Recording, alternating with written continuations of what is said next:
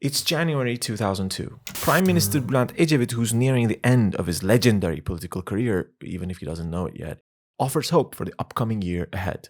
2001 had been quite tough for Turkish people who buckled under the biggest financial crisis the country had ever seen up until that point.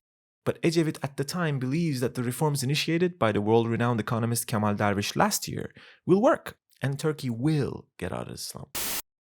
That same month, a family sitcom called Çocuklar Duymasın, or Don't Let the Kids Hear, premieres on ATV. The sitcom revolves around the Çetinoğlu's, a middle-class family living in suburban Istanbul. The central conflict of the show, often resolved humorously, stems from the fact that the wife Meltem is a liberal-minded modern woman, while the husband Haluk is more traditional and therefore gets upset with her wife when, for example... Hadi acele edin birazcık, servis gelmek üzeredir. Hadi. Bu ne? Ne?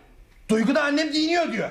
Kızım, buna annem giyiniyor denmez, annem soyunuyor denir. It would probably not shock you to know that the show was never applauded for its subtlety. Apart from the main family, the show also featured another couple who were friends with Haluk and Meltem. Their characters most definitely had actual names, but without prior research, any red-blooded Turkish person would refer to them with their nicknames of Ant Dominant and Light Man, the letter being a pun on light bread because bread and man sound similar in Turkish. That's how Haluk, the main character, makes fun of Selami, the light bread/man, while calling himself a stone oven man, often to imply that Selami is too obedient to his wife.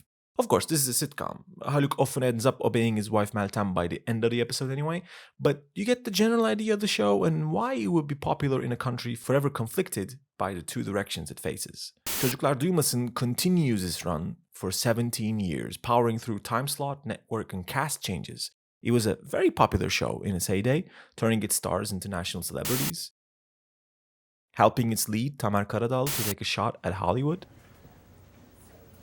There's air conditioning ducts that run between the cafe and the upstairs apartments. Snake it through the vent and into the dining room. Is that doable? And inspiring the successful Black Sea-infused dance pop hit Katula Katula.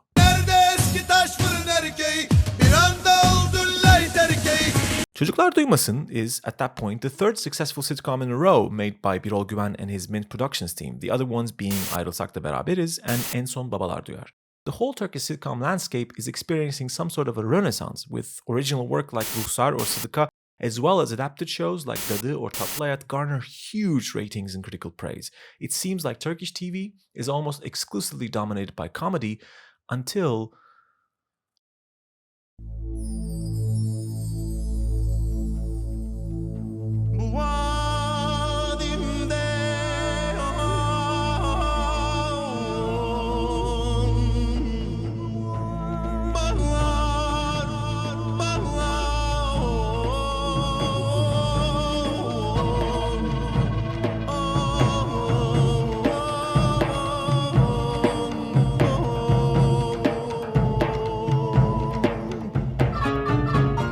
Asmalı Konak premieres in March of 2002 and is instantly a success.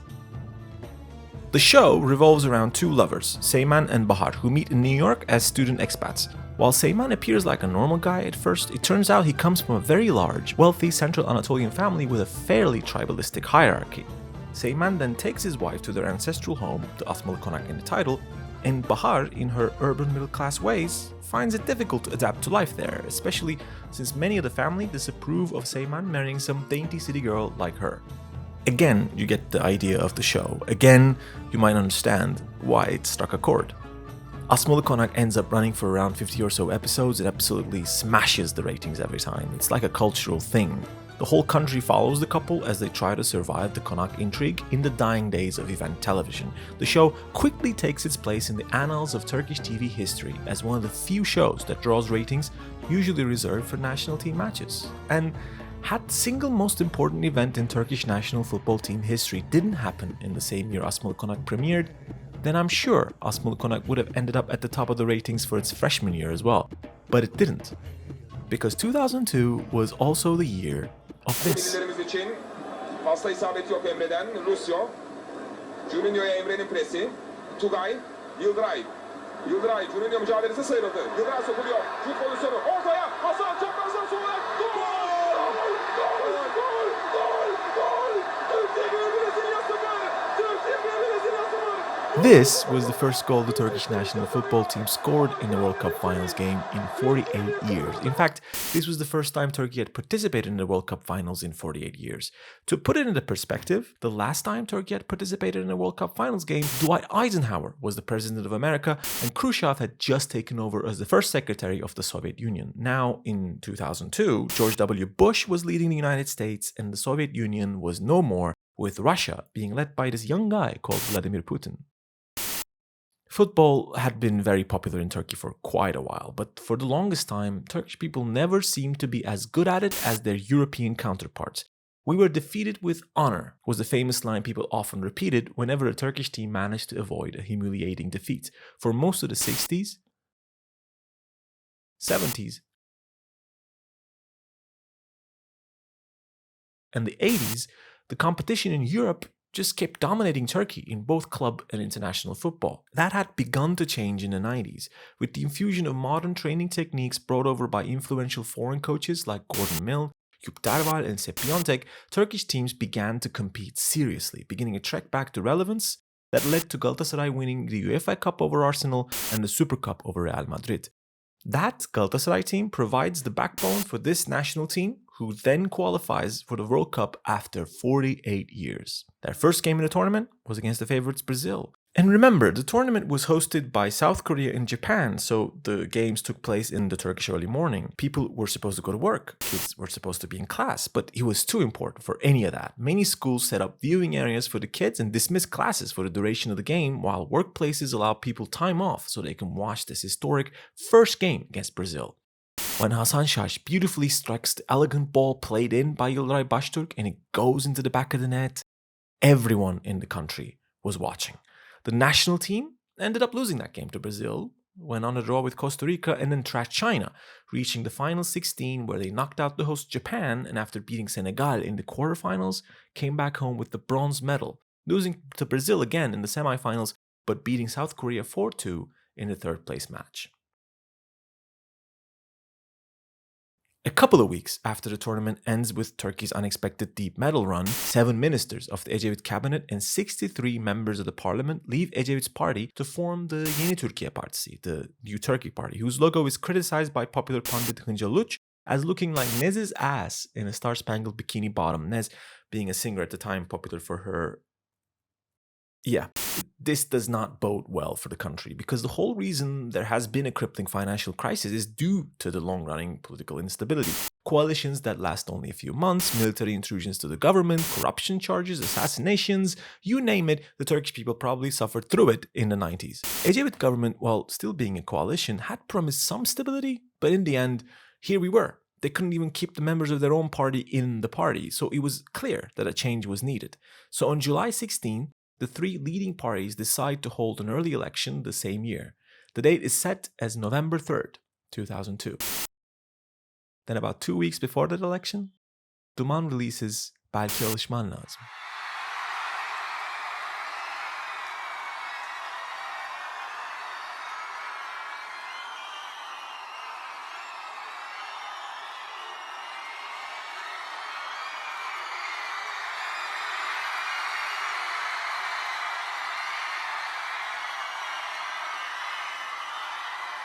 DUMAN is not new to the scene in 2002. They're also not complete unknowns. Belki Alışman Lazım, meaning perhaps you should get used to it, is their sophomore effort.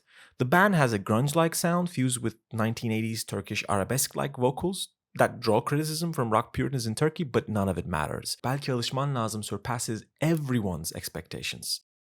Off the back of the success of Her Şeyi Yak, its lead single, which is a Sezen Aksu cover of a Haris Alexiou cover, Belki Alışman Lazım blasts through the protective membrane placed around Turkish teenagers and just blows everybody's minds with its irreverent lyrics, raw guitar sounds, and wild rock magnetism. Parents don't get what DUMAN is all about, but the kids do. They all do. DUMAN then leads the way for a successful second wave of Turkish rock music, sandwiched between Anatolian rock of the 70s and 80s and the third new of the 10s and 20s. After a decade of simple pop songs or painful arabesque tunes, this new Turkish rock wave will prove to be a breath of fresh air for all Turkish kids who feel like they're different. You know, the alternative ones, the weird ones. The misfits, the ones whose lives are going to be an uphill struggle for a right to exist as they see themselves, as opposed to existing in ways their parents see fit for them.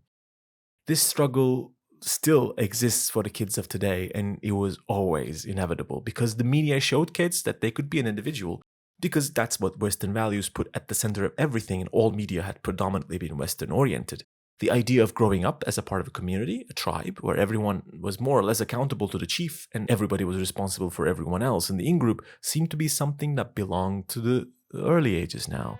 For the parents whose younger lives coincided with those honorable defeats in the football field, West was this big bad who never looked likely to accept Turkish people as one of their own. So for them, everything DUMAN stood for was an anomaly, something that just didn't make sense. They didn't understand the band. But the youth felt it in their bones when the lead singer Kaan Tangöze sang these words in his beautiful raspy rock god voice. Kendime geldim geleli dostlar, olamam kimseye düşman. Bir şüphem yok kefenim sağlam, içerim ben bu akşam. The kids understood how to dress like the West, the kids understood how to play like the West, and now the kids wanted to make decisions for themselves like the West, figured out different patterns. Be lewd, be loud. DUMAN was a catalyst to that. In October 2002, when DUMAN releases that record and kids buy that cassette, put it into their Walkman and give it a listen, it happens just like the poet says. Their lives were saved by rock and roll.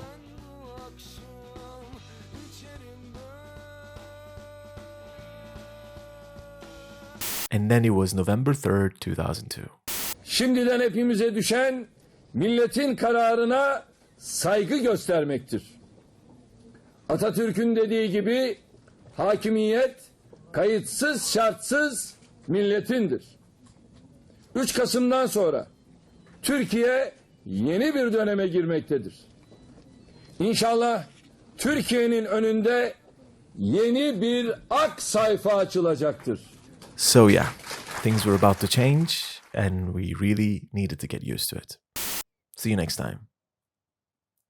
Oh, and before we go, just real quick, here's legendary Turkish reporter Mehmet Ali Birand interviewing the then freshly elected Recep Tayyip Erdoğan on the upcoming Intercontinental Derby between Fenerbahçe and Galatasaray, scheduled to take place 3 days after the election. Sadece televizyonlarda, özetlerde seyrediyorum. Fener'i de aynı şekilde bir lig maçını izleyebildim. Özetlerde daha çok seyrediyorum. Öyle zannediyorum ki sürpriz bir netice doğuracak. Temennim o ki Fenerbahçe tabii kazansın. That game ended up with a historic 6-0 Fenerbahçe victory. A surprise result indeed. Take care.